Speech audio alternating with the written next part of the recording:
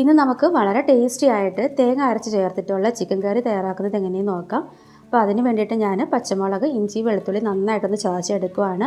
എരിവിനനുസരിച്ചിട്ട് പച്ചമുളക് എടുക്കാം. ചെറിയൊരു ഉണ്ട വെളുത്തുള്ളിയും ഒരു ചെറിയ പീസ് ഇഞ്ചി എടുത്തിട്ടുണ്ട്.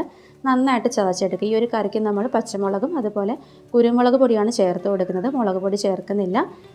നന്നായിട്ട് ചതച്ചെടുക്കുക കേട്ടോ. ഇനി ഒരു പാൻ ചൂടാക്കുക. അതിലേക്ക് നമുക്ക് വെളിച്ചെണ്ണ ചേർക്കാം. ഞാനിതിലേക്ക് 2 ടേബിൾ സ്പൂൺ വെളിച്ചെണ്ണ ചേർത്ത് കൊടുത്തിട്ടുണ്ട്. എണ്ണ നന്നായിട്ട് ചൂടാകുമ്പം അതിലേക്ക് നമുക്ക് ചതച്ചെടുത്തിട്ടുള്ള ഇഞ്ചി, വെളുത്തുള്ളി, പച്ചമുളക് ചേർക്കാം.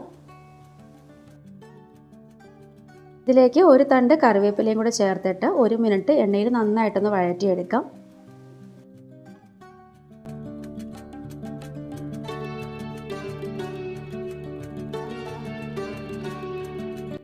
ഒരു മിനിറ്റോളം എണ്ണയിൽ നന്നായിട്ടൊന്ന് വഴറ്റിയെടുത്തിട്ടുണ്ട്. ഇനി നമുക്കിതിലേക്ക് സവോള ചേർക്കാം. അപ്പോൾ ഞാനിതിലേക്ക് 3 മീഡിയം സൈസിലുള്ള സവോള ചേർക്കുവാണ്.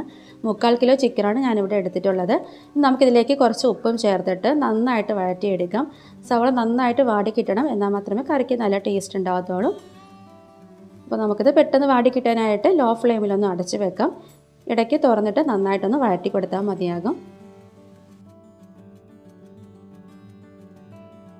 സവോള വാടി വരുന്ന സമയം നമുക്കിതിലേക്കുള്ള അരപ്പ് റെഡിയാക്കി എടുക്കുക. അപ്പോൾ ഞാൻ മിക്സിയുടെ ജാറിലേക്ക് 3/4 കപ്പ് തേങ്ങ ചേർത്ത് കൊടുത്തിട്ടുണ്ട്. 250 ml മെഷറിംഗ് കപ്പിൽ 3/4 കപ്പ് തേങ്ങ, 8 ഉള്ളി, അതുപോലെ 10 കാഷ്നട്ടും കൂടെ ചേർക്കുവാണ്.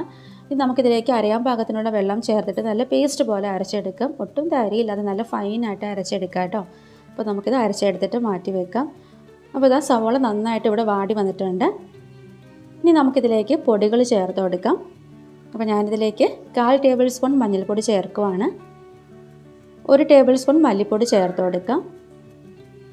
3/4 ടേബിൾ സ്പൂൺ മീറ്റ് മസാല ചേർക്കുവാണ്. മീറ്റ് മസാല ഓപ്ഷണലാണ്, നിങ്ങളുടെ കയ്യിലുണ്ടെങ്കിൽ ചേർത്ത് കൊടുക്കാം. ഇതെല്ലാം കൂടിയിട്ട് നന്നായിട്ടൊന്ന് വഴറ്റാം. ഈ പൊടികളുടെ ഒരു പച്ചമണം മാറിയിട്ട് നന്നായിട്ടൊന്ന് മൂത്ത് കിട്ടണം. അതുവരെ നമുക്കിത് മീഡിയം ഫ്ലെയിമിൽ വെച്ചിട്ട് നന്നായിട്ടൊന്ന് വഴറ്റി കൊടുക്കാം.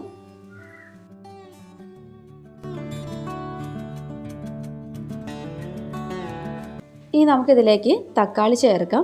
അപ്പോൾ ഞാനിവിടെ മീഡിയം സൈസിലുള്ള ഒരു തക്കാളി ചേർക്കുവാണ്. തക്കാളി ചേർത്തിട്ട് നന്നായിട്ടൊന്ന് വഴറ്റിയതിന് ശേഷം നമുക്കിത് ലോ ഫ്ലെയിമിൽ തക്കാളി നല്ല സോഫ്റ്റായിട്ട് വെന്ത് കിട്ടുന്നത് വരെ നമുക്കിത് ലോ ഫ്ലെയിമിലൊന്ന് അടച്ച് വെക്കാം. ഇടയ്ക്ക് തുറന്നിട്ട് നന്നായിട്ടൊന്ന് വഴറ്റി കൊടുത്താൽ മതിയാകും.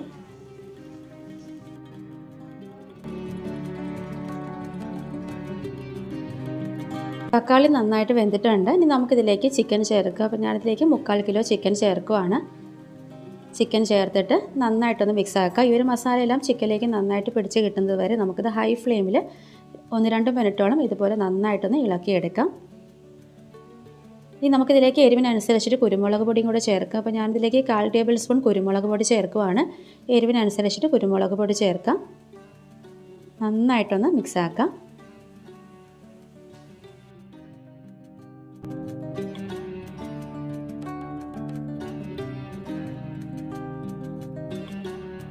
ഒന്ന് 2 മിനിറ്റ് നന്നായിട്ടൊന്ന് വഴറ്റിയതിന് ശേഷം നമുക്കിതിലേക്ക് വെള്ളം ചേർക്കാം.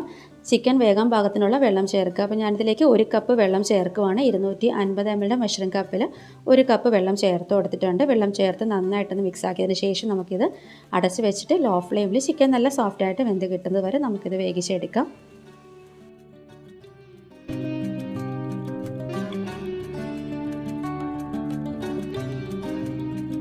അപ്പോൾ ഇതാ ചിക്കൻ നന്നായിട്ട് വെന്തിട്ടുണ്ട്. ഇനി നമുക്കിതിലേക്ക് ഗരം മസാല ചേർക്കാം.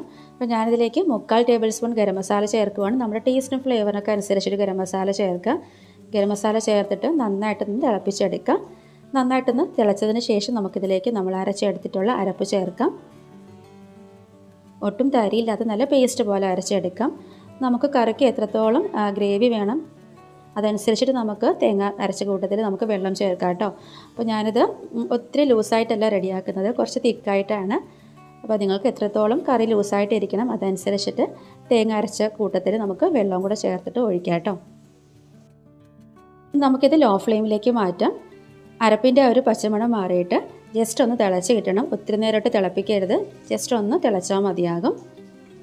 ഒന്ന് തിളച്ച് വരുന്ന സമയം നമുക്ക് ഫ്ലെയിം ഓഫ് ചെയ്യാം. അപ്പോൾ അതായത് തിളച്ചിട്ടുണ്ട്.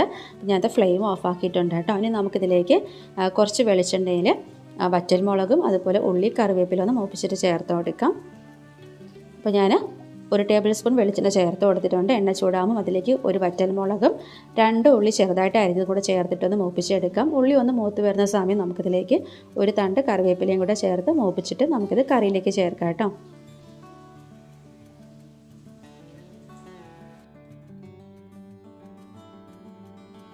നമ്മൾ ഈ മൂപ്പിച്ചെടുത്തിട്ടുള്ള ഉള്ളി കറിവേപ്പിലയുടെയൊക്കെ ഒരു ഫ്ലേവർ കറിയിലേക്ക് നന്നായിട്ടൊന്ന് പിടിച്ച് കിട്ടാനായിട്ട് നമുക്കിത് 20 മിനിറ്റ് ഒന്ന് അടച്ച് വെക്കാം കേട്ടോ.